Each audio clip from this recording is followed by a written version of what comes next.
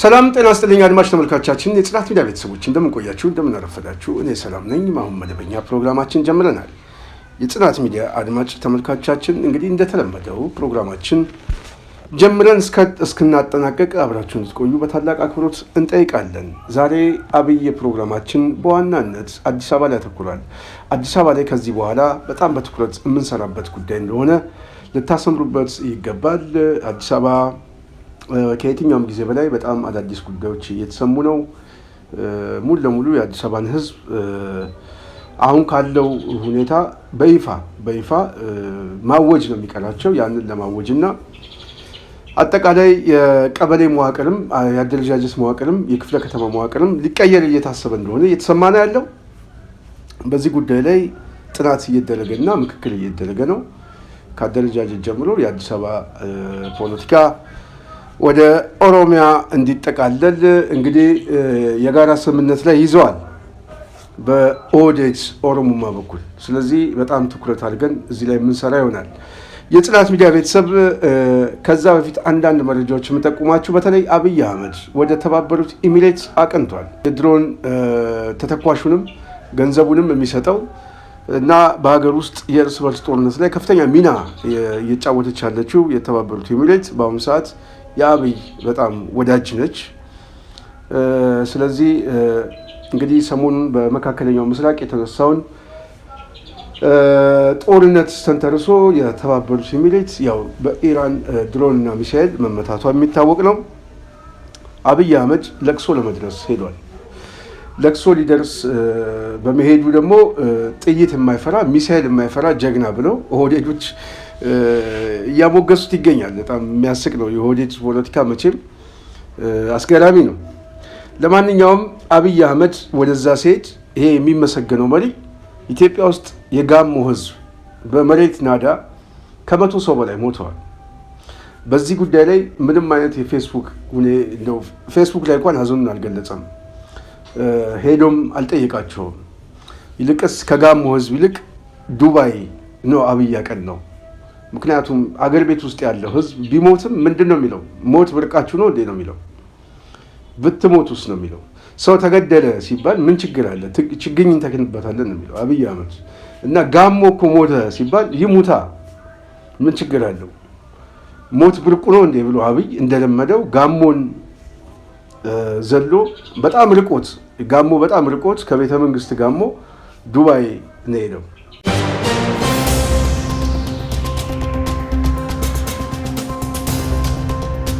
Thanks for joining us. I'm Amarachi Ubani.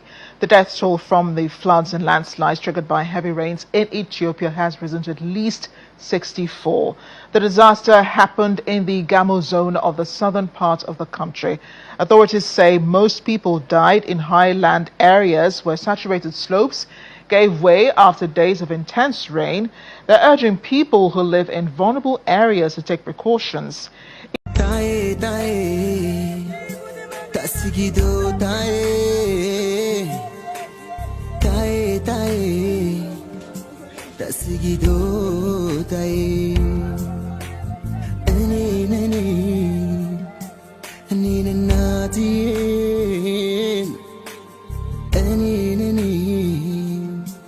ane babi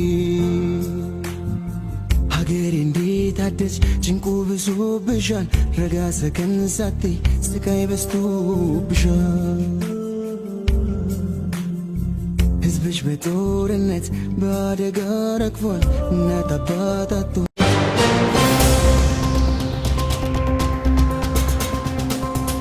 እና ይሄንን የታዘቡ የጋሞ ተወላጆች በአጠቃላይ በከፍተኛ ተቃውሞ ላይ ናቸው እና አሁን ያወቅነው የሚሉት በጣም ብዙዎቹ አሁን ገብቶናል አሁን ለካም መጠቀሚያ ስንሆን ነበር መደለያ ስንሆን ነበር ለካን ይሄ ኦሮሞማ የሚባል ቡድን እንደዚህ አይነት ቡድን ነው እንደዚህ አይነት ሞታችን እንኳን ሊያጽናና የሚችል ሰው እንደሌለ አሁን እየገባን ነው የሚል የጋሞ በጣም የሚታወቁ ሰዎች ምናምን በሶሻል ሚዲያ ላይ እየጻፉ ነው ከፍተኛ ተቃውሞ ተነስቷል ጋሞ ውስጥ በነገራችን ላይ እና ይሄ ሲያስደነግጠው እነ ታገሰ ጫፎ ምናምን የዛ አካባቢ ያሉት ሰዎች ጋሞ አካባቢ ላይ ሀዘኑ ለመድረስ የተገደዱ ቢሆንም ግን ቁጣው ግን በጣም አደገኛ ነው። ምክንያቱም አብይ አህመድ ይሄ ሞት ጅማ ላይ ቢደርስ ይሄ ሞት በሻሻ ላይ ቢሆን መቼም ዱባይ ሄድም ሮጦ ይሄድ ነበረ። እኛ ላይ መሆኑ ግን ጨከነብን የሚል በጣም ምክንያታዊ የሆነ ትችት ነው ያቀረቡበት። እና አገር ውስጥ አንድ ዜጋ በዚህ ደረጃ ቁጥር እኮ እንትን እያለ ቢያንስ አገሩን የሚመራው ህዝብ እኮ በሶሻል ሚዲያ ላይ ሀዘኑን ይገልጻል። ቅድሚያ ደግሞ ዜጎቹ ወዳሉበት አካባቢ ሄዶ እንደ ብርታቱን ይስጣችሁ ያጽናናችሁ ምናምን ብሎ ይመለሳል። አብይ ግን ከነሱ ይልቅ ከጋሞ ይልቅ በጣም የሚያዘነብለው ባሌ ጫካ መሄድ፣ የሚያዘነብለው ጎርጎራ፣ ድሬዳዋ ምናምን ሪዞርት በመጎብኘት ኢቲቪን በማስከተል ከዝናሽ ጋር ቁጭ ብሎ ተቃቅፎ ሲሳሳም ማሳየት፣ የሆነ ስንዴ ሲቆርጥ ማሳየት የአብይ እንትን ይሄ ነው። ኢትዮጵያ ውስጥ ያለው መንግስት ይሄ ነው ስንል እኮ በምክንያት ነው። የጋሞ ህዝብ መቼም እየታዘብከው ነው እንደሆነ ይገባናል። የሚያዋጣው ምንድን ነው? የሚያዋጣው ማልቀስ ሳይሆን የሚያዋጣው እግሩን መቁረጥ ብቻ ነው፣ ሌላ አይደለም። የሚያዋጣው ጋሞ ወደ የማይቀረው ቁጣ መግባት ነው። አጠገብ ጋር ያለውን በየአካባቢ ያለውን ብልጽግና ከስሩ ለመንቀል መታገል ብቻ ነው፣ ሌላ ምርጫ የለህም።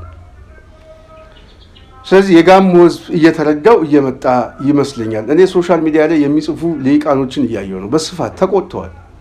በጣም ቁጣ ነው የተነሳው። ባይቆጡ ነው የሚገርመን። ስለዚህ ይሄ ቁጣቸው ትክክልም ነው ምክንያታዊም ነው ብዬ አስባለሁ። ግን በዘላቂነት ግን ሶሻል ሚዲያ ላይ ብቻ ሳይሆን ይሄ ቡድን በአስተሳሰብ ደረጃ ህዝቡን የሚመጥን አስተሳሰብ ያለው አይደለም። ጨቅላነት ያለው የመንግስትን ስልጣን ድንገት የያዘ ኃይል እንጂ ኃላፊነት የሚሰማው ኃይል አይደለም። ይሄ ኃይል በምንም አይነት መመዘኛ በኢትዮጵያ ፖለቲካ ላይ እየቆየ ሲመጣ በሞታችን ላይ ሰርጉን የሚያውጅ ነው። እውነት ለመናገር ጋሞ እኮ ጥሩ ማሳያ ነው። ስለዚህ አንድ ቀን እና ሁለት ቀን እንኳን ያልሞላ ሬሳ እያወጡ ገና አስክሬን ከናዳ ውስጥ እያወጡ በጣም እኮ ነው የሚያሳዝኑት።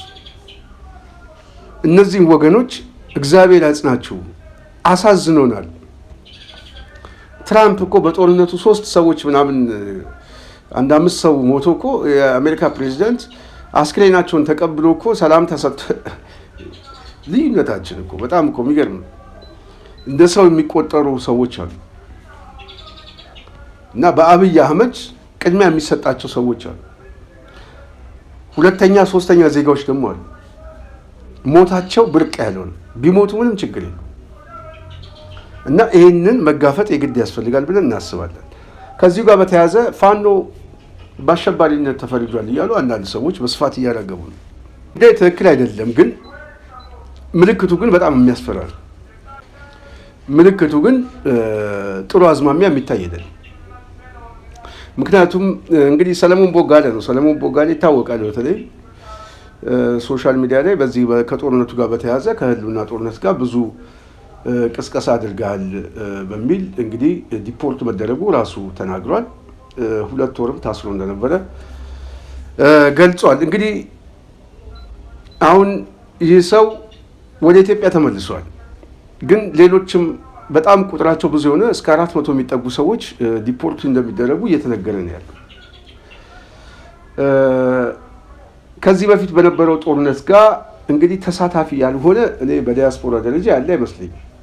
በዚህኛውም ወገን በዛኛውም ወገን ሂደቱ በራሱ የጋበዘበት ምክንያት የእርስ በርስ ጦርነት ስለነበረ ሁሉም የየራሱን ቡድን ይዞ ነው ሲታገል የነበረው። ያኛውም በጣም ጽንፍ የረገጠ ቅስቀሳን የሚቀሰቀሰው በዚህም በኩል ያለው በተመሳሳይ አብይ ያው መጠቀም የሚገባው መሀል ላይ ሰፋሪ ሆኖ አሁን ዛሬ ገዳይ አይደለሁም ጨፍጫፍ አይደለሁም ቢልም ዋነኛው ተጠያቂ ግን ይሄ ሰው እንደሆነ ግልጽ ነው።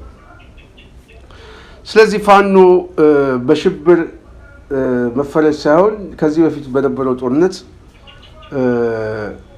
እንግዲህ ቅስቀሳ ቀስቅሰሃል፣ የዘር ማጥፋት ወንጀልን ደግፈሃል የሚል ምክንያት እንደተሰጠው ነው እየተሰማ ያለው። ይሄ እኔ ጥሩ ነገር ግን አይታየኝም። ለወደፊቱ ጥሩ ነገር አይታየኝም።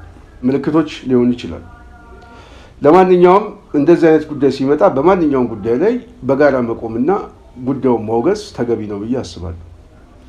ነገ ጠዋት እንግዲህ ይሄንን አገዛዝ ተቃውመው አገራቸውን ጥለው ሄደው የሚታገሉትን ሰዎች ሁሉ ሽብርተኛ ብሎ ምናልባት አሁን የኃይል አሰላለፍም እየተቀየረ ሲመጣ አብይ አህመድ ኪሳቸው ውስጥ ሊገባ ይችላል።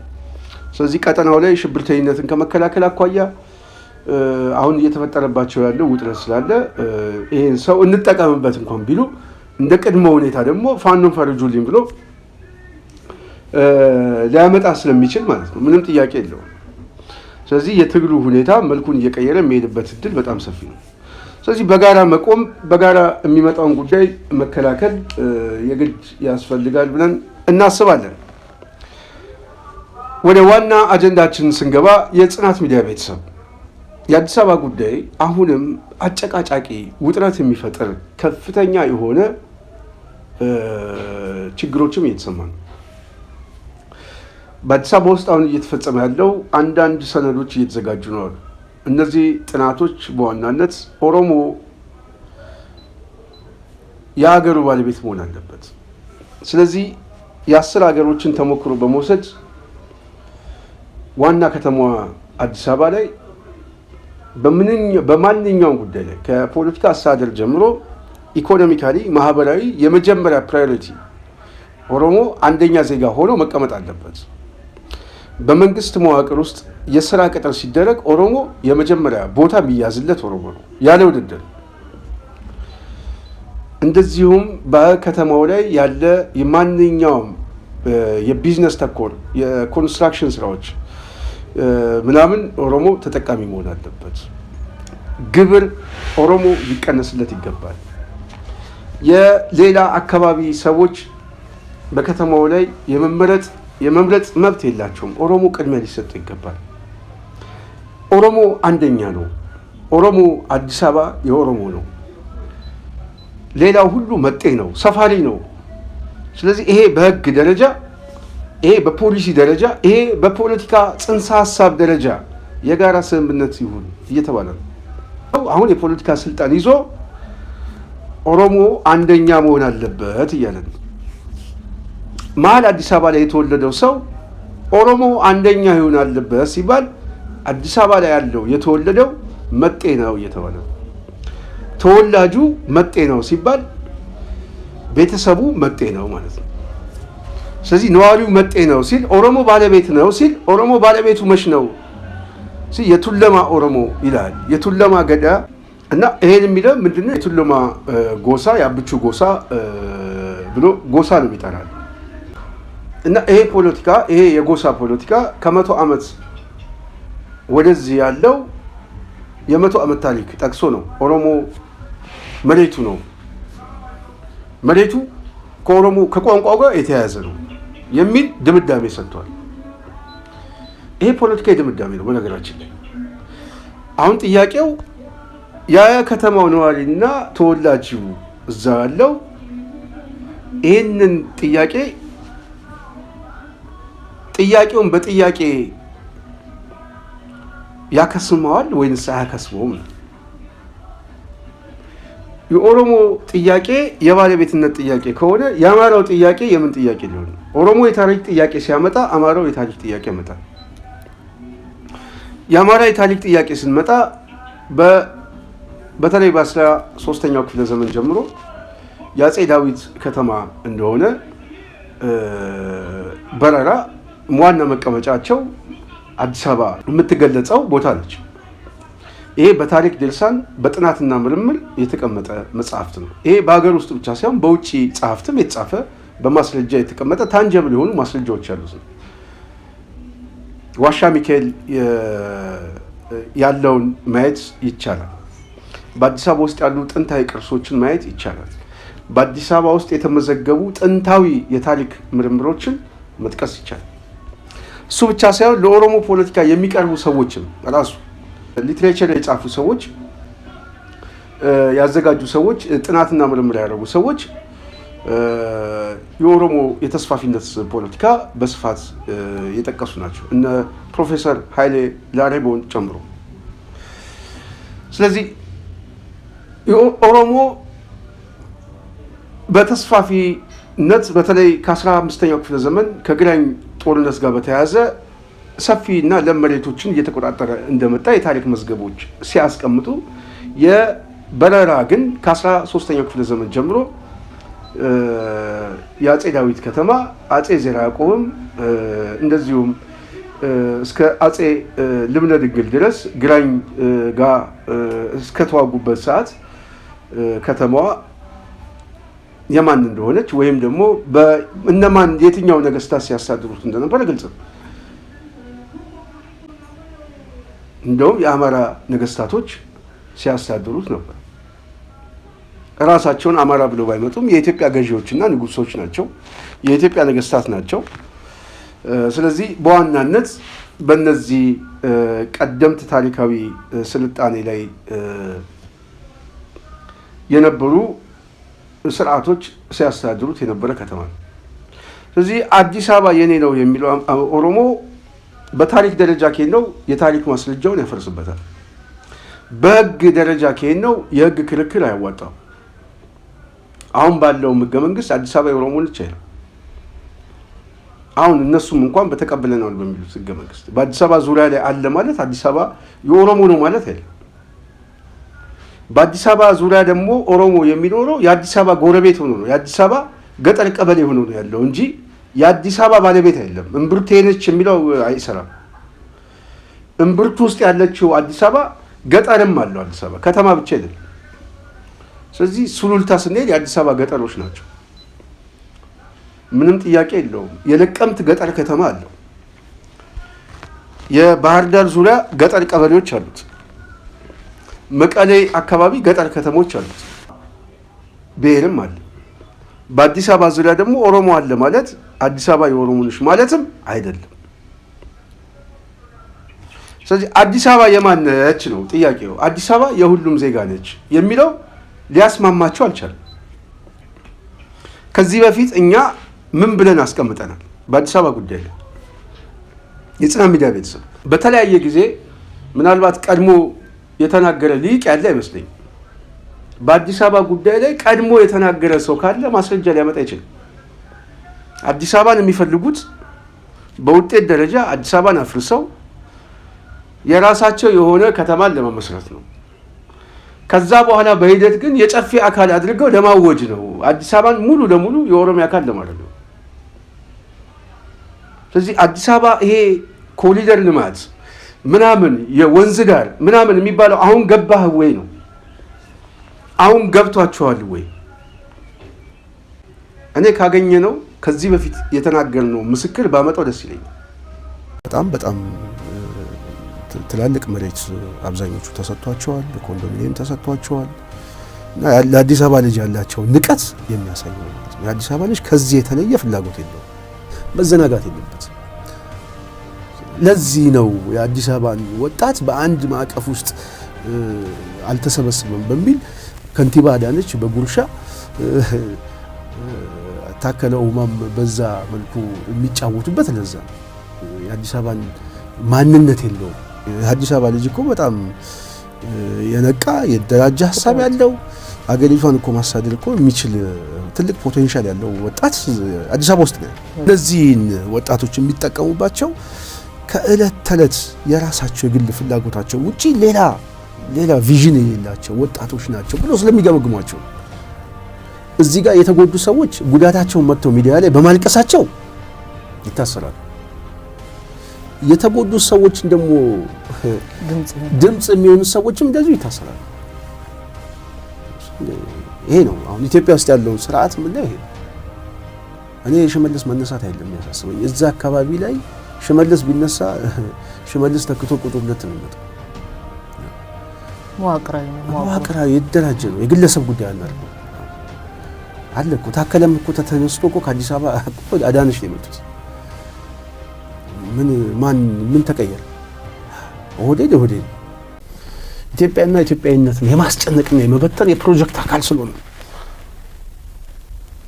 ጥምቀትን ማታከብሩ ነው የሚባለው። ይሄ ደግሞ የተቀደው ደግሞ ከሽመልስ ንግግር ነው። መንፈሱ እሱ ነው፣ ግምዱ እሱ ነው። ይሄ ደግሞ ከዚህ በፊት ተንጸባርቋል። በመስቀል አደባባይ እያየን ነው። ምንድን ነው ከተባለ ቅድም ብዬሻለሁ። አላማ ስላላቸው ግብ አላቸው። ይሄንን ግብና ይሄንን አላማ የነቃ ማህበረሰብ መጥቶ አደባባይ ላይ እስካላስቆመው ድረስ ወደዚህ ፕሮጀክታቸው መሄዳቸው የማይቀር ጉዳይ ነው። ምክንያቱም በግልጽ ነው ሽመልስ ወጡ እንደዚህ ያለ የእናንተ ክርስትና ተውት፣ እስልምናችሁንም ተውት፣ እኔ ኦሮሞማ ይበልጥብኛል ያለን ባለስልጣን ምንድነው የምትጠብቀው ብትዩ ግቡ መጨረሻ ላይ ይሄ ሀገር መበተን ማፍረስ ነው እና በዛ መንፈስ መታየት አለበት ብዬ አስባለሁ። እንግዲህ በጣም የሚያሳዝንሽ አገሪቷ አደጋ ውስጥ እየገባች ያሉ ተመልካቾች ደግሞ ብዙ ናሉ። ለምሳሌ ትላንትና በዚህ ህገ መንግስትና በህወሓት ህገ መንግስትና በህወሓት ሌጋሲ አንመራም ብለው ከኤርትራ እስከ ዲሲ ድረስ ምንጣፍ አንጥፈው ሲታገሉ የነበሩ ሰዎች የሚታወቁ የምታያቸው ሰዎች ዛሬ ይሄንን ፕሮጀክት ደግፈው እያቀነቀኑ ያሉ ሰዎች አሉ። ዝም ብለው አይደሉም እኮ እነዚህ ሰዎች መንፈሳዊ ደጋፊም አላቸው፣ ሚዲያ አላቸው። ኦሮሞማ ትክክል ነው ሽመልስ ያለው እኮ ዛሬ እኮ የአንድነት ኃይል ነኝ የሚል ኃይል እኮ ተፈጥሯል። በጣም እኮ የሚያስቅ እኮ አስመራ ላይ ሄጄ ይሄንን ህገ መንግስት አፈርሳለሁ ሰሌን ላይ ተኝቼ ብሎ ተንበርክከው የማሉ ሰዎች ዛሬ ከህወሓት ጋር አብረው አንድ ካቢኔ ውስጥ አሁን ከስምምነቱ በኋላ ለመስራት ቆርጦ ተነስቷል። ይሄው እየመጣ ነው፣ እያየናቸው ነው። ወደዛ ይሄን ህገ መንግስት ለማስፈጸም አሁን በዘር ኢትዮጵያን ያፈረሳትና ዛሬ ጫፍ ላይ የደረስንበትን አመለካከት ተቀብለው እያስፈጸሙ ያሉ ኃይሎች እና ሽመልስ ዝም ብሎ አይደለም የተናገረው፣ እነዚህን አቅፎ ነው። ጉልበት የሆኑት እነዚህ ጉልበት የሆኑ ሰዎች ናቸው። አድርባይ የሆኑ ህሊናቸው ሆዳቸው ሆነ ነገን የማያስቡ ትላንት የቆሙበትን እውነት ረስተው ዛሬ ሌላ ዓለም ውስጥ የገቡ ሰዎች ናቸው እና እነሱ ናቸው እየዘመቱበት ያለው። እዚህ ቤተክርስቲያን ላይ እያዘመቱ ያሉት እነሱ ናቸው እንጂ ይሄ ማህበረሰብ ወደ አንድ ቢመጣና ቢሰባሰብ እነ ሽመልስ እንደዚህ የሚሉበት ምላስ እንደማይኖር እኔ በእርግጠኝነት መናገር እችላለሁ። እሺ፣ ሌላው የከተማ አስተዳደሩ ተረኝነት የለም ይላል። ተረኝነት በአዲስ አበባ የለም ወይ? እንግዲህ ወይ ፖለቲካ ለማውቃቸው ነው ወይም ደግሞ እኛ ሊያዘናጉን ፈልገው ነው። ቀበሌ ውስጥ ያለ ሊቀመንበርና የቀበሌ ጠባቂ አንድ አይደለም። መዝገብ ቤት ያለ ሰውና ካቢኔ ውስጥ ያለ ሰው አንድ አይደለም። መዝገብ ቤት የተቀመጠ አማራ ሊኖር ይችላል፣ የካቢኔ አባል ግን የለም እያልን ውሳኔ የሚሰጥ የፖለቲካ አመራር የለም እያልን በህወሓት ጊዜ የምታየው በጣም ብዙ ጄኔራሎች ነበሩ፣ በጣም ከፍተኛ አመራሮች ማለት ነው።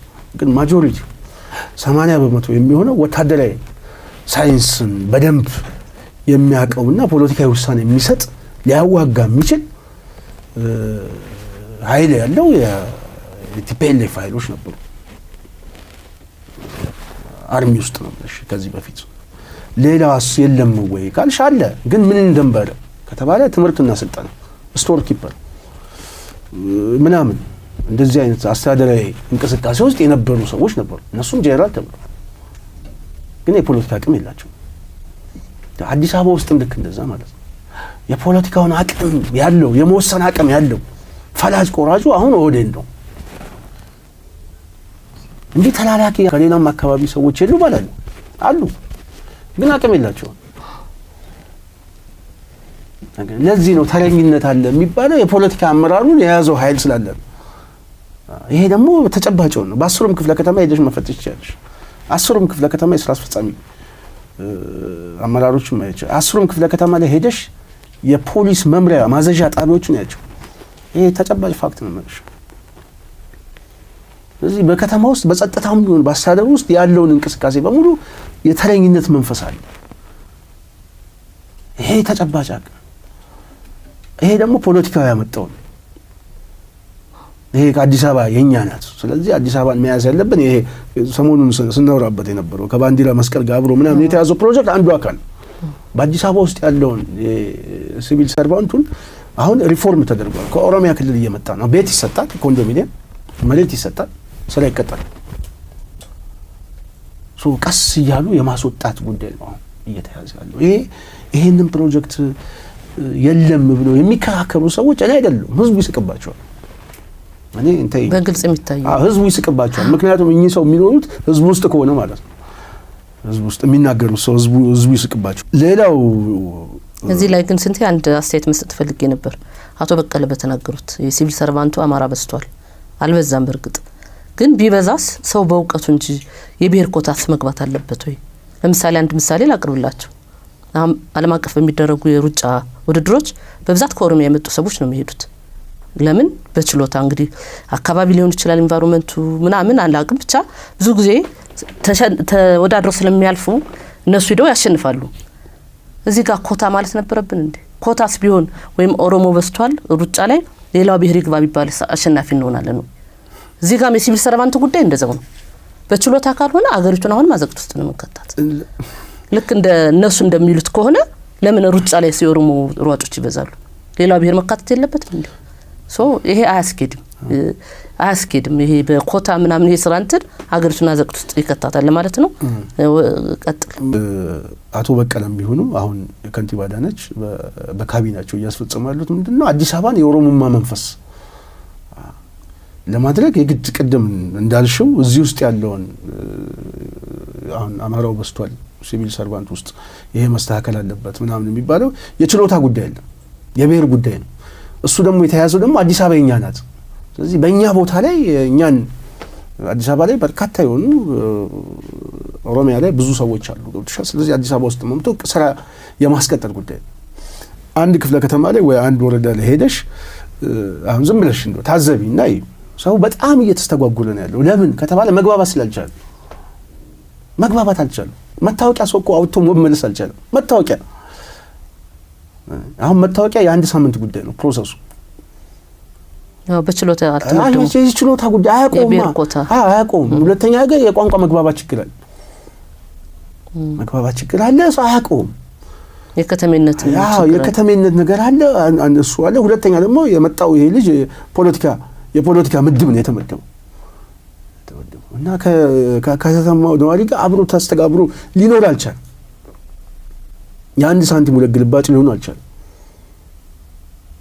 እና በጣም ሰው እየተቸገረ ነው ያለው። ቦሌ ክፍለ ከተማ ላይ እኮ ባለፈው ጊዜ ጸብ ነበር እኮ እዚህ ገቢዎች አካባቢ ላይ ድብድብ ተነስቶ ነበር። ድብድብ። ስለዚህ ወደ አፈጻጸም ስትገቢ ራሱ አሁን እነሱ እንደሚሉት እቺ አሁን ሰው እየመደቡ በየቦታው ላይ ወደ ስራ ማስገባቱ እኔ ስራ ይስሩ አይደለም የኔ ጥያቄ። ግን ስራውን የሚሰራ ሰው ግን ብቃት ሊኖር ይገባል። ብቃት ከሌለው ምን ያደርጋል? ህዝቡን ሊያገለግል ይገባል። ህዝቡን የማያገለግል ሰው ከሆነ የግድ ብሔሩ እየተመረጠ አይደለም እዛ ቦታ ላይ መቀመጥ ያለበት። አቅም ያለው ሰው ቦታው ላይ መመደብ ነው ያለበት። ይሄ ባለመሆኑ የከተማው ህዝብ እየተበደለ ነው። ስለዚህ የተረኝነት መንፈስ አለ የምንለው ከዚህ ጋር አብረን እያያያዝ ነው ስለሆነ ነው። ከተማ ውስጥ በጣም በስፋት ነው ያለው በስፋት። ይሄ ደግሞ በመንግስት መዋቅር ብቻ አይደለም በጸጥታ መዋቅር ውስጥም እየታየ ነው። እኔ አንድ ምሳሌ ልንገርሽ። የጸጥታ ውስጥ ፌደራል ውስጥ በጣም የታዘብኩት እኔ ለምሳሌ ክስ ላይ የምርመራ መዝገቤን የሚይዘው ኦሮሞኛ ተናጋሪ ነው። የጥበቃ ሽፍት ኃላፊው ኦሮሞኛ ተናጋሪ ነው። የዚህ አዲስ አበባ ማዕከላዊ እዚህ ፌደራል ላይም ያየነው ነው። የጥበቃ ሽፍት ነው ኦሮሞኛ ተናጋሪ ነው። የምርመራ መዝገቡን ያዘው ኦሮሞኛ ተናጋሪ ነው። እንደዚሁም ደግሞ በጉዳዩን ክትትል የሚያደርጉ ሰዎች እና ፍርድ ቤት አቃቢ ሕጎች ከዛ እየተመረጡ ነው። ስለዚህ የምርመራ መዝገቡ አለ፣ አቃቢ ሕግ አለ፣ የፍርድ ቤት አስፈጻሚዎች አሉ፣ የፖሊስ የሽፍት ጥበቃው አለ። ሌላው እሱ ስትዩ አቅም የለውም። ሌላው አቅም ስለሌለው ነው። ይሄንን እኛን ሊያሞዱን አይችሉም። ህዝቡንም ሊያታሉት አይችሉም። ተጨባጭ የሚታይ ነገር ስላለ እየታየ ያለ ሀቅ ስለሆነ ስለዚህ ይሄ በጸጥታ መዋቅር ውስጥም እየመጣ ነው። ከዚህ ከመንግስት ሲቪል ሰርቫንቱ ወጥቶ አሁን ወደ ጸጥታ መዋቅር ውስጥም እየገባ ያለና የሚታይ ነገር ስለሆነ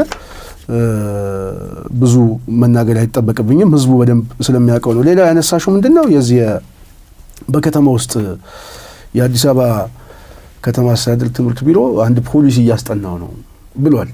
የዚህ እሱ ምንድነው የትምህርት ቤት ሁለተኛ ቋንቋ አድርገው ኦሮምኛን ለማምጣት ነው እየተፈለገ ያለው። ይሄ መንፈሱ ምንድነው? ለምንድነው ትግረኛ ስም አይመጣው? ሶማሌኛ ስለምንድነው የማይመጣው? ጋሞኛ፣ ጉራጌኛ እነሱ የአገራዊ ባህሎች አይደል? ለምሳሌ አሁን ስልጤ ሰፈር የሚባል አለ። ዓለም ባንክ የምታየው ስልጤ በጣም ብዙ ስልጤዎች ያሉበት ሰፈር ነው። ስልጤ ሰፈር የሚባል አለ። ተክለ ሃይማኖት አካባቢ ብትሄጂ በጣም ብዙ የትግራይ ተወላጆች አሉ።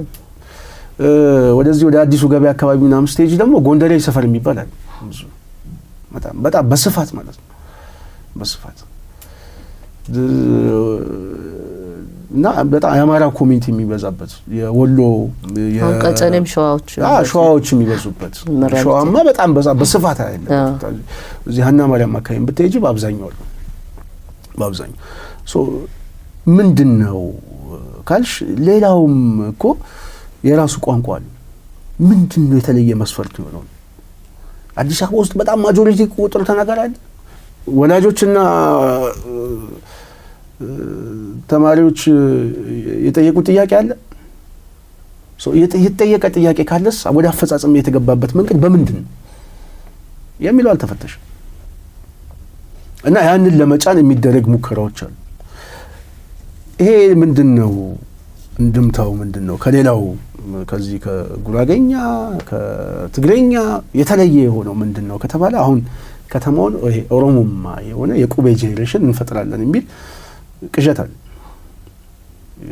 ይሳካል አይሳካም እኔ እሱ ሌላ ጉዳይ ነው። ግን እንደዚህ አይነት መንፈሶች አሉ።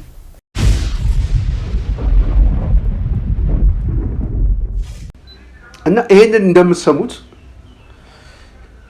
የጽናት ሚዲያ ቤተሰብ ዛሬ ፋክት ይሄ አልሆነም። በወንዝ ዳር በኮሪደር በምናምን ሚሊዮኖች አልተነሱ ሸገር ከንቲባ በሚል ከአዲስ አበባ ቆርሰው አንድ ግዙፍ ከተማ እያዋለዱ አልበቃቸው ብለው ያንን ከተማ መሬቱንም ቤቱንም ከግማሽ ሚሊዮን ሕዝብ በላይ አፈናቅለው ሸጠው አልበቃቸው። የጭካኔዎቸው ጥግ የክፋታቸው ጥግ እኔ ምን አይነት ትውልድ ሊመጣ እንደሚችል ሳስበው በጣም በጣም በጣም ማለት እኔ ለቃል እንኳን ይዘገንነኛል። አልበቃቸውም። አንድ ከተማ ውጠው አዲስ አበባ ከእንደገና ደግሞ ማስተር ፕላኑን እንቀይራለን በሚል የአዲስ አበባ ነዋሪ ነባሩን በማፈናቀል ኦሮሚያ የሚሉት አካባቢ የተለያዩ አካባቢ ላይ በትነው በመጣል አሁን አዲስ አበባን ሙሉ ለሙሉ ከከተማ አስተዳደሩ በማውጣት የጨፌ አካል ሊያደርጉት ነው እየተዘጋጁ ነው ብለን ደጋግመን ስንገልጽ ነበር። አሁን የሚፈለገው ቀጣዩ ምርጫ ነው። ቀጣዩ ምርጫ የሚመረጠው አዲስ አበባ ላይ ሙሉ ለሙሉ የጨፌ አካሎች ናቸው፣ ተዘጋጅተዋል። የጽናት ሚዲያ ቤተሰብ ሙሉ ለሙሉ አዲስ አበባ ላይ ምርጫ ቦርድ አይደለም የሚመርጠው፣ እነሱ አልቋል፣ በቃ ጨርሰው አልቋል። አዲስ አበባ የአዲስ አበባ ምክር ቤት አልቋል። ስለዚህ የጨፌ አካል ይሆናል የሚል የአዲስ አበባ ምክር ቤቱን በሙሉ በመያዝ የአዲስ አበባ ምክር ቤት ራሱ አሁን ውህደት ይፈጽማል፣ እውቅና ይሰጠዋል። የህዝብ ጥያቄ ነው ይላል።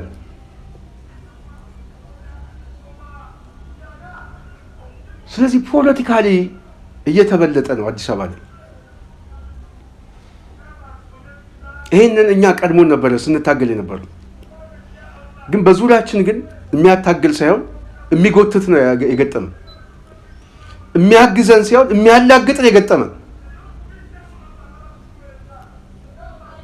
በትግላችን ላይ ጠብታ የሚያዋጣ ሳይሆን ምራቁን የሚተፋ ነበር የገጠመን።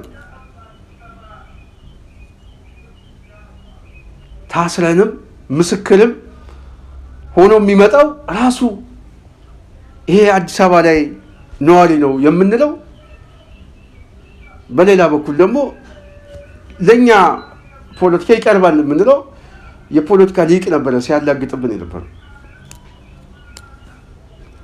ዛሬ አዲስ አበባ ላይ ምን አድርገውታል? አንሳፈፉት። ሁሉንም ነው ያንሳፈፉት። ተቋሙን አንሳፈፉት፣ አክቲቪስቱን አንሳፈፉት። እርስ በእርስ አናክሰው ስም ሰጥተው ሲያጣጥል ይሄ ቦለቄ ነጋዴ፣ ሹምቡራ ነጋዴ አዲስ አበባን ፖለቲካ አጣጥሎት ነው የሚያየው። ስም ይሰጠዋል። የአዲስ አበባ ልጅ ፖለቲካ እንደማያውቅ ወመኔ እንደሆነ አድርጎ ነው የሚያሳንሰው።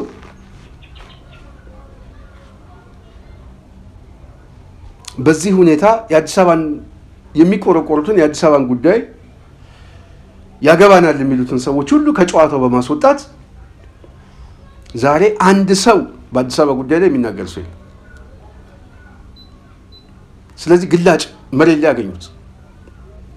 ሌላው የሚነታረከው በወልቃይት ጉዳይ ነው። የወልቃይት ጉዳይ ነው፣ የራያ ጉዳይ ነው። የመሀል ሀገሩን ፖለቲካ ያውቀው። እሱ የሚያውቀው የሰፈር ተበጣባጭ ነው። እዛው ሰፈሩ ላይ ነው የተቸከለው። አገኙት፣ በግላጭ አገኙት። የሚጠይቃቸው ሰው የለም። በዚህ ጉዳይ ላይ የሚታገሉትን ሰዎች ትግሉ ራሱ አኝኮ በልቷቸዋል። በጣም ነው የሚያሳዝነው አዲስ አበባ የገጠማት ፈተና።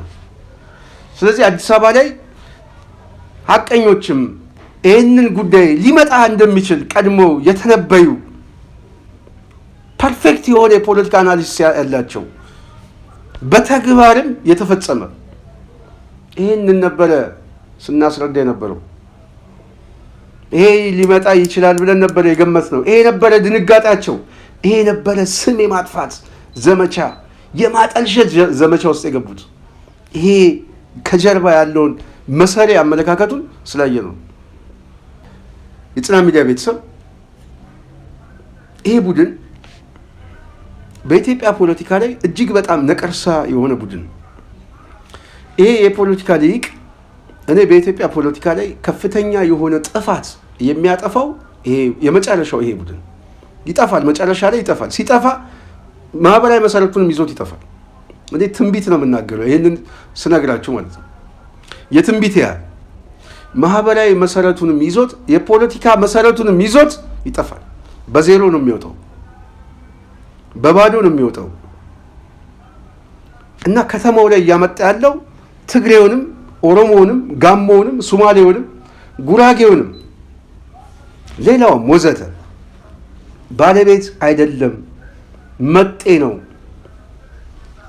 እኛ ፈቅደንለት የሚኖር ነው። በከተማው ላይ የኛ ፍቃድ ነው የሚፈልገው እንጂ እኛ የሱን ፍቃድ አንፈልግም።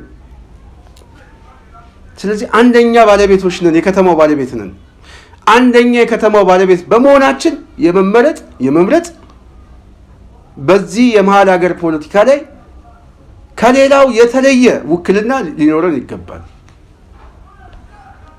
የጥቅም ተሳታፊ መሆን አለብን። የባንክ ብድር ቅድሚያ ሊሰጠን የሚገባው ለእኛ ነው። መሬት ሊሰጠን የሚገባው እኛ ነን። በተለይ የከተማው መሬት የኦሮሞ ስለሆነ መሸጥ መለወጥም ከኛ ውጪ አይችልም። እንደዚህ አይነት ጥናት አጥንተናል ብለው እየተመካከሩ ነው። እንጥፋ ወይንስ ይጥፉ ነው። የጨበጣ ቅልቅሉን እንጀምረው ወይንስ ይጨብጡን ነው። ሌላ አይደለም። ቅልቅሉን እንጀምረው ወይንስ ይቀላቅሉን ነው ጥያቄ ይሄ። ስለዚህ የመጨረሻውን ፊሽካ ለመንፋት አዲስ አበባ ላይ አዳዲስ ሁኔታዎች እየተፈጠሩ ነው። ከባድ ውጥረት ተፈጥሯል። ውጥረቱ ምናልባት ሊረግብ የሚችለው በጉልበት ነው፣ ሌላ አይደለም።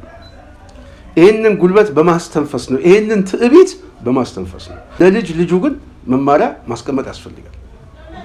ለልጅ ልጁ እኔ እንደዛ ነው የማምነው። ልጁን ሁሉ እያስተማሩ መምጣት አለብን ብዬ አስባለሁ።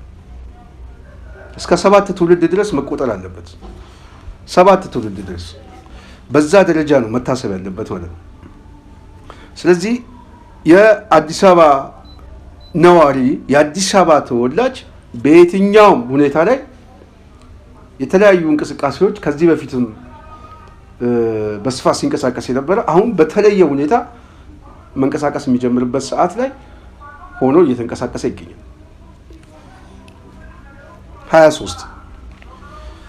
23 ይሄ የህልውና ጉዳይ ለአንዴና ለመጨረሻ ጊዜ የሚያከትምበት ጉዳይ ነው። ለአንዴና ለመጨረሻ ጊዜ። ስለዚህ በጣም መፍጠን ጊዜ በሌለን ሁኔታ ላይ እንደሆንን መገምገም የታሰበው ሳይሆን ያልታሰበው ክስተት ሊመጣ እንደሚችል ማሳየት የግድ ያስፈልጋል። ማስደንገጥ ያስፈልጋል። ይህንን ኃይል የገባበት ቅርቃር መመለሻ እንደሌለው ራሱ ሊያጠፋው እንደሚችል ሊበላው እንደሚችል ማሳየት ያስፈልጋል። ምልክቱን ማሳየት ያስፈልጋል። ስለዚህ በየትኛውም አካባቢ ላይ የአዲስ አበባ ነዋሪ ሚኒመም ከ15 ዓመት በላይ በከተማው ላይ የኖረ እና ተወላጅም ብቻ መሰረት ያደረገ አደረጃጀት የግድ ስለሆነ ነው። ስለዚህ እኔ እንደዚህ አይነት እንቅስቃሴዎች በስፋት አዲስ አበባ ውስጥ እንቅስቃሴውን በጣም ነው የምደግፈው። መበረታታት አለበት፣ መደገፍ አለብን። ከዚህ በኋላ ሙሉ ትኩረታችን አድርገን የምንሰራው በዚህ ጉዳይ ላይ ነው። አዲስ አበባ ላይ የታሰበው ብቻ ሳይሆን ያልታሰበ ክስተቶቹም ሊመጡ እንደሚችል ማሳየት የሚያስፈልግበት ሰዓት ነው። ስለዚህ መበርታት አለብን ብዬ አስባለሁ። ለማንኛውም ይሄ የአዲስ አበባው እንቅስቃሴ ማስጣል የሚቻለው በህዝባዊ እምቢተኝነት ነው። ህዝባዊ እምቢተኝነቱ ከምርጫውን በፊት መሆን አለበት።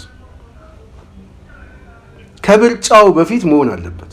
ከምርጫውም በኋላ የተራዘመ ዕዳ ውስጥ ይከተናል።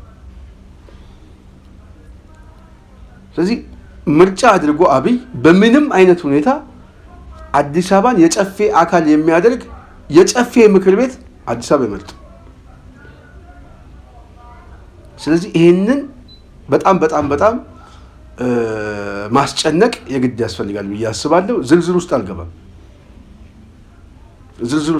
መሬት ላይ ያሉ ሰዎች የሚወስኑት ነው። ብዙ ነገር እንሰማለን ብዬ አስባለሁ። ስለዚህ በጣም መጠናከር አለብን፣ መደገፍ አለብን። የሚዲያው እንቅስቃሴ ላይ ከዚህ በኋላ አዳዲስ የሚታዩ ነገሮች ስለሚኖሩ ድጋፉ ተጠናክሮ ይቀጥላል ብዬ በእኔ በኩል አስባለሁ። 23 እንግዲህ መጠንከር ነው ያለብን።